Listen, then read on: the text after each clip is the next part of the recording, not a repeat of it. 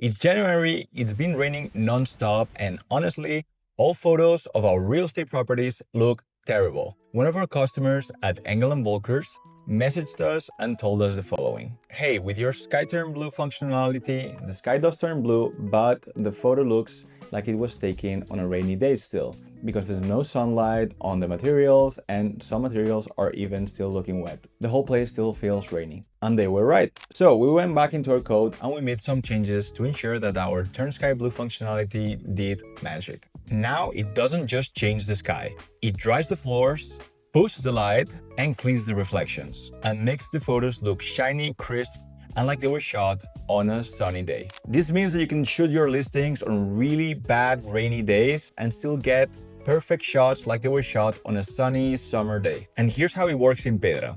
We open a project and we upload the photos, we select them all, click on Edit with AI, and click on Sky Blue. And that's it. We're just gonna have to wait and we're gonna get the pictures like they were shot on a sunny day. And that's it, ready for download.